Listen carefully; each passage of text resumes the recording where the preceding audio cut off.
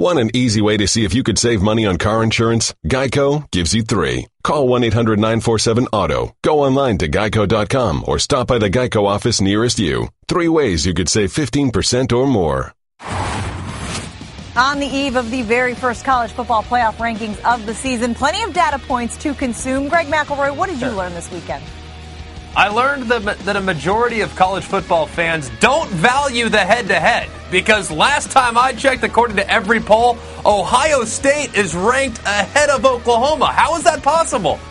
Blasphemous. Unreal. Goodness gracious, Greg. You know what I learned? I learned that JT Barrett, as much as we've talked about him as a 3-time captain, the only one in the history of Ohio State program, as much as we talked about his big game meltdowns, I learned that he could come up huge on the biggest stage in the biggest moment and carry his team to a victory, and it was enormous. And David Pollack, you know at the end of There's Something About Mary when Matt Dillon's character is like, what the hell is Brett Favre doing here? I think a lot of Power 5 schools are saying that about Notre Dame right now. What the hell is Notre Dame doing right now? Or about their coaches. Yeah. What is my coach doing here?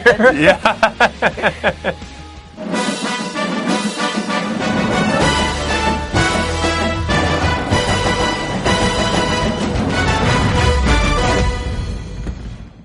Ah, yes, the coaching casualties. Jim McElwain in Florida parting ways. You'd like to be able to point to one thing that potentially led to this, but by all accounts, guys, multiple factors contributing to this. Who better than athletic director Scott Strickland to explain why? Monday created some a different storyline and caused a lot of distractions. It's hard to speculate on what would have happened had last week not occurred. It's just, it's hard to speculate on that piece. Was the tipping point what he said on Monday and the meeting you had with him after that? It was, this is more than just wins and losses. Okay, so, David, a 2-time SEC champion in his 3rd season. It's not just about wins and losses, but are you surprised by this move? 2-time SEC East champion, to be clear, too, it makes obviously a big difference. But yes, I am surprised by it. And moving forward, when you look at this job, first of all, they didn't believe in Jim McElwain. If they believed Jim McElwain was the guy for the job, he'd still be there. There's no doubt about that, because other coaches have done far worse and not been fired.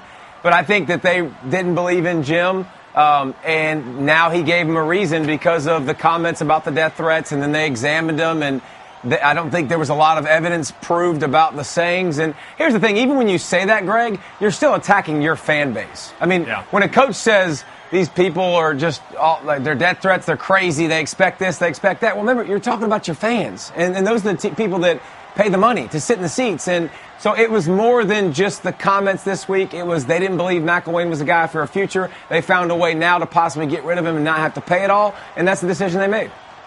I wasn't surprised. If anything, it was really more of a divorce than it was a mutual agreement to part ways. You look at the administration and Jim McElwain, and it felt as though there was a constant tug-of-war. Even after they won the bowl game so lopsidedly last year against Iowa, Jim McElwain got up in the post-game press conference and said, well, hopefully the administration will start to support us now, or something along the lines of that. Yeah. So there was a common disconnect just between Scott Strickland, the athletic director, the people that made decisions in regards to the money and the funding and the budgets, and Jim McElwain and what he was trying to do on the field. That, coupled with the fact that their offense hadn't performed to the level in which most fans and people thought that it might, in the time that he was there. So it really, understandably so, they had to part ways. And I get that they made this decision. It's not a perfect situation, but it never is when you're dealing with people's jobs and the amount of money that's exchanging hands. Yes, and Jen, one thing I think to pay attention to moving forward. Now you talk about all these coaches and all these names that are going to be coming through. Well, you just fired a coach that you said that went to the SEC championship game back-to-back years. It's a tough job because the fans, the scrutiny, it's not a small job. You're going to have to find the right fit for this job, and that person has to agree to come and deal with all that stuff because they know the lease is short. So I think it's interesting the way this job doesn't look as good as I think it's looked in the past. Okay, to that point then, Greg, how much of this do you think was the off-the-field stuff? Because as you mentioned, he essentially met expectations in his previous 2 seasons if it was to get to the SEC championship game. I think it was almost entirely about off-the-field stuff, but so many people have pointed solely to what was said in Monday's press conferences, referencing death threats and the fact that they might have been exaggerated. I don't know, to be frank. I don't think anybody really knows what was said or whether it was overstated or exaggerated, what have you. That's not the tipping point. That was just one in a number of things that transpired over the last 12 months that led to this eventual divorce. Jim McElwain's probably better off because he is not really meant for that culture. I didn't think it was a great fit from the very beginning. He can go back to a place that might be a little bit more obscure, maybe in the Pacific Northwest, where he's from, where he's comfortable, and the Florida fans and the Florida administration can find a guy that's going to run an up-tempo offense, that's going to produce, and that will better fit their culture and what they want to be. Greg, you talk about the circumstances that all led up to this. How many guys are still suspended? Yeah, well, 9 initially, and they've had more injuries and fallout ever since. I mean, that's part of it. The comment after the Iowa game when clearly they're in discussions about the future and there's a relationship there already, and you go up there to the podium and say that, and all of it accumulates, all of it adds up, and then the bottom line is, It's a football decision in the end, yes, because you will put up with all of this stuff off the field if you've got your coach. If you believe in this coach, and this coach you know is a great coach, a great fit, and going to take you to the promised land, you put up with all of it. The off-the-field stuff we've seen in the past. You put up with him being a turd. It doesn't matter. I mean, some people are going to say there's a lot of coaches across college football, I won't name names, that are absolute turds or butts, but they get away with it because they win. The decision was made because they didn't think the football program was going to go in a direction that was going to be successful. Yeah, you hear about abrasive personality. You hear about complaints about the facility. Of course, maybe if some of those players are there, they win a few more games, and we're not at this point yet in the season where all the other dominoes fall. Let's spin it forward, though, gentlemen. Who would be the best fit now for this program going forward? David. Well, I think the name that comes to mind right away for me is Dan Mullen. And Dan Mullen has won in this bubble. He knows exactly what it takes. Dan Mullen has proven he can coach offense no matter where he is. And listen, he's in stark Vegas right now. And bro found Dak Prescott and turned Nick Fitzgerald into one of the better quarterbacks in the SEC. He runs the type of offense that was the glory days with St. Timothy when he was in Gainesville. I mean, there's a lot about it, I think, that makes a lot of success. He's experienced. He's gone and taken maybe some of those lumps that he wouldn't have by taking over the job right now because he's got so much head coaching experience. So I think Dan Mullen makes a lot of sense. Now, interestingly enough, David, Dan Mullen worked for Scott Strickland, now the AD at Florida. He was the former AD at Mississippi State. So if anybody knows Dan Mullen and whether or not he's capable for the job, it is the guy that's going to be leading the search, and Scott Strickland, the athletic director at Florida. To me, there's 3 names that I would keep an eye on. Scott Frost at UCF. He runs that up-tempo offense. He's done a great job in his second year there in Orlando. Charlie Strong, obviously, given what he's done in Florida over the course of his career, even when he was at Louisville, the way he accessed that state from a recruiting standpoint and the connection he has with high school coaches throughout the state of Florida. And finally, how about this? You want offense, you want production, and you want wins, and a guy that has had success not only in the state of Florida but in the Southeastern Conference, Lane Kiffin at FAU. You might not always appreciate his off-the-field antics. You might not appreciate some of the things that he does and how he carries himself. But if you want to win, he's a guy that can do it. If you want offense, which is exactly what Florida wants, if you want offense, look no further than what's going on right now in Boca. In Boca. Okay, let's talk about, hold on, you went there, so let's talk about this. Lane Kiffin wasn't great with a perennial program at USC. Obviously, we know what he did to the Vols and taking out. If you don't have question marks about Lane Kiffin's maturity in leading a program, then you've never met him. I'm just telling you, you've never met him because there's legit concerns of whether he can get people to lead. There's no shot, there's no way that Florida would look at Lane Kiffin as their head coach. I think that's fair. All your concerns are very valid and justified. I totally get it.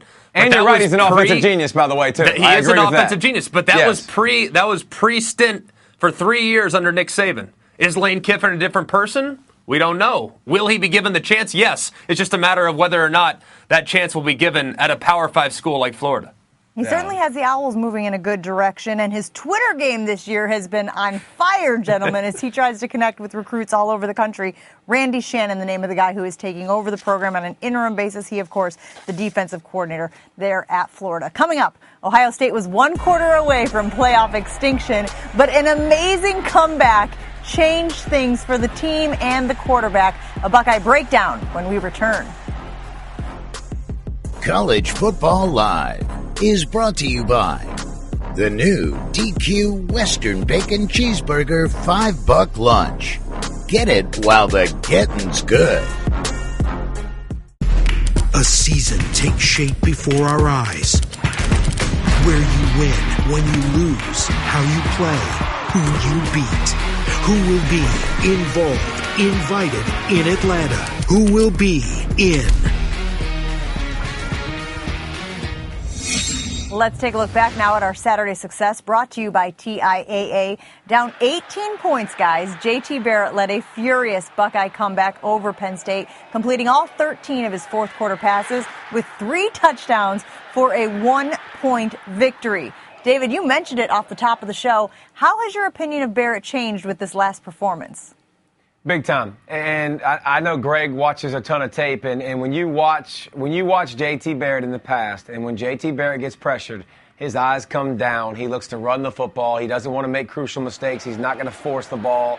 And I tell you what, man, he hung in the pocket, did a great job of going through his progressions, going through reads, and spinning the bean. The number was 33 for 39. He had at least 3 drops, by the way. Yeah. And steadied the ship when Urban Meyer made a colossal mistake to start the game by kicking to Saquon Barkley. I mean, Broski, we've all watched that tape. What on earth are you doing kicking to him?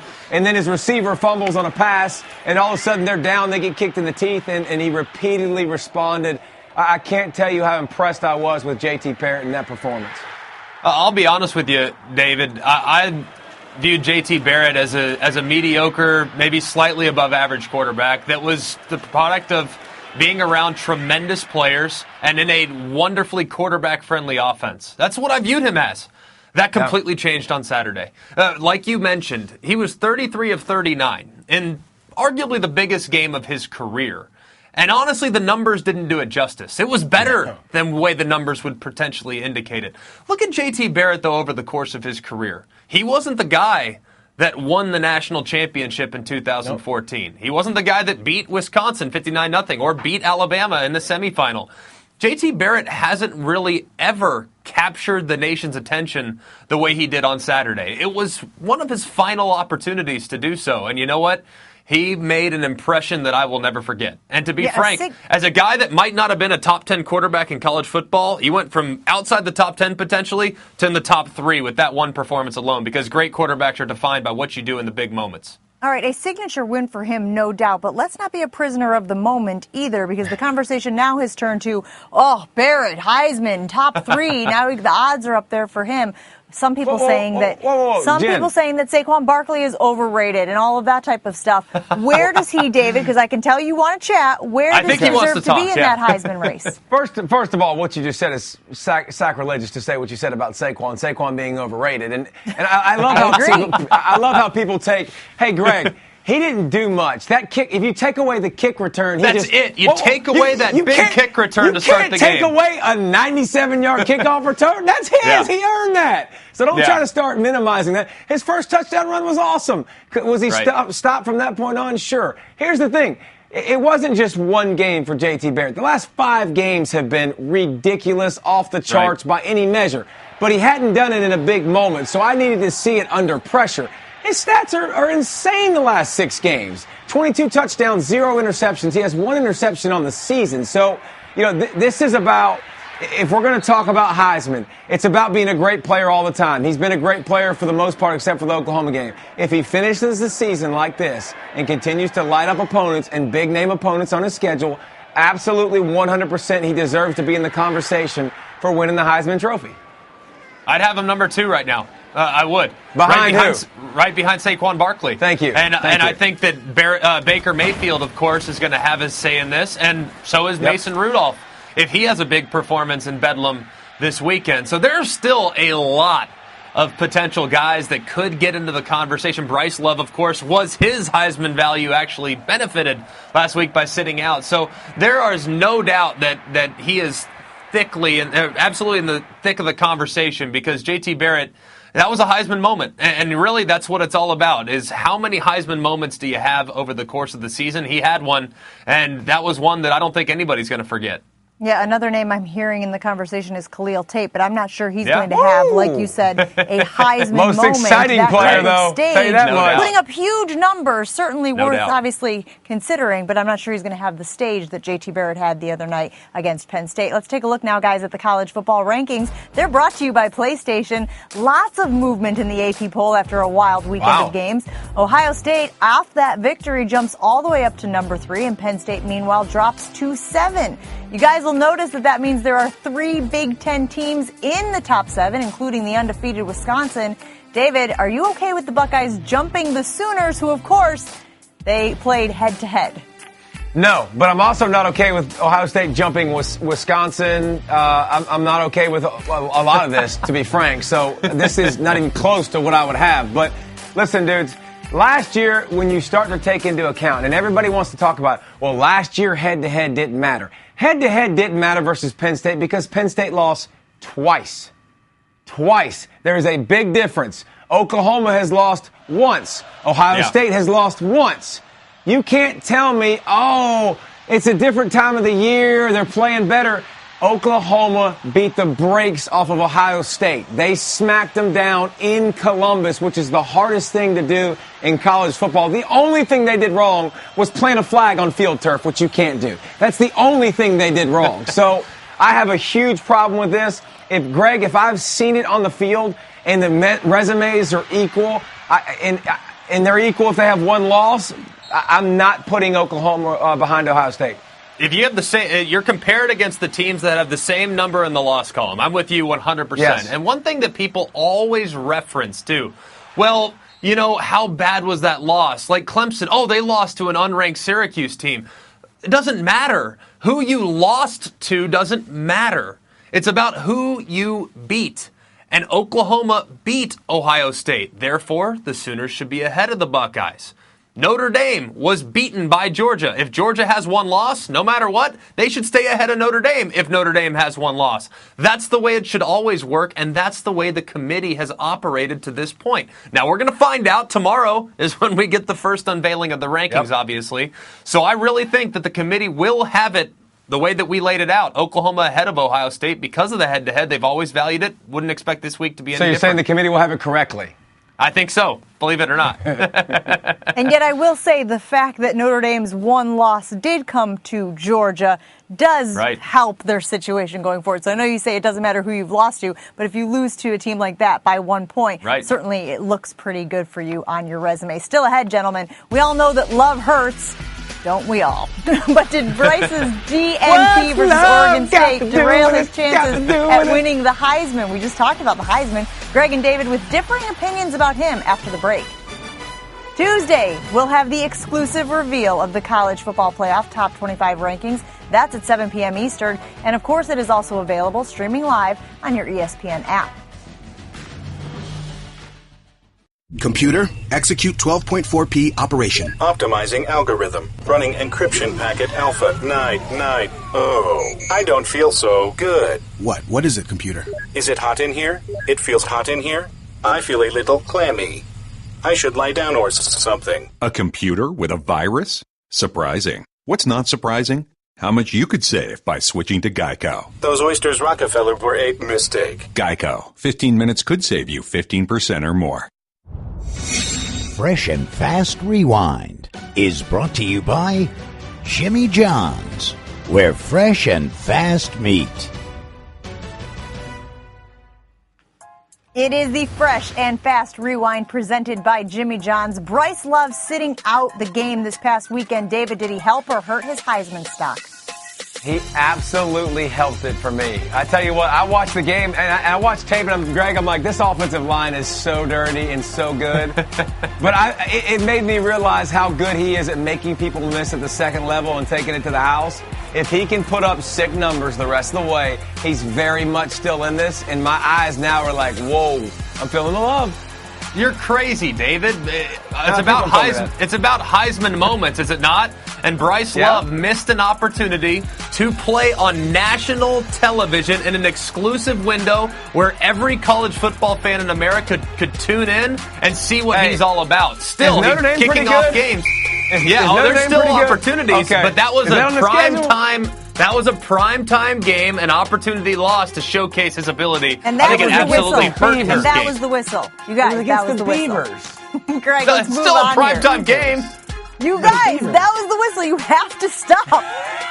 Let's move on. Which two-loss team has the best chance to make the playoff? Greg. Well, I have no idea what you just asked because David's completely going crazy. It's Auburn to me. Auburn with 2 losses. If they beat Alabama and they beat Georgia and they get to the SEC championship game and then beat Georgia again potentially in a rematch, that's an incredible resume for the last month of the season, and they would have all the momentum and respect going into the semifinal games. Jen, I'm going to save you a bunch of time. I agree with everything he just said. I mean, they got the chance to play 3 top 5 teams. I mean, yes, please, they can get in. Oh, yeah, you saved me so much time. We're down to 6. 5, 4. Good job, guys. We'll bank that money and put it into our next one. Save it for the next one. Yeah, exactly. Just because you go to an Ivy League school doesn't mean you always do the smartest things. Something that has us shaking our head coming up after this. Plus, college football on ABC Saturday is Clemson and NC State at 3:30 Eastern. Then at 8 Eastern, Virginia Tech taking on Miami. Both games streaming live on your ESPN app.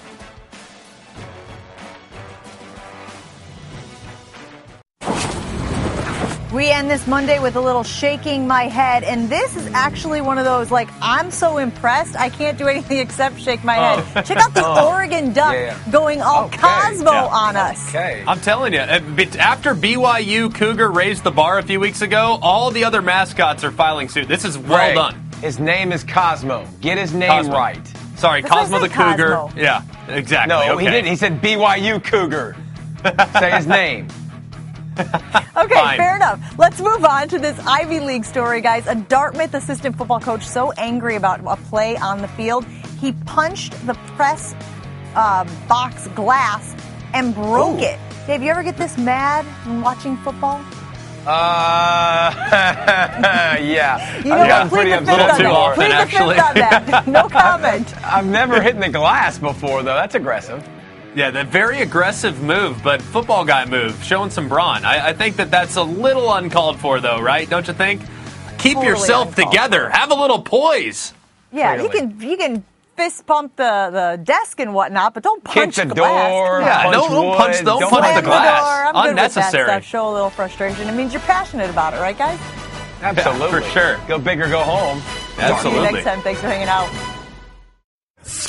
Hey girl, have you done something new with your scales? Using new moisturizer? Nice. It really brings out the hazel in your eyes. Oh, hold on. Are you using whitening strips too? Your fangs look good, girl. Really good. A really charming snake charmer? Surprising. What's not surprising? How much you could save by switching to Geico. Wait, what? Have you been doing Pilates too? Geico. 15 minutes could save you 15% or more.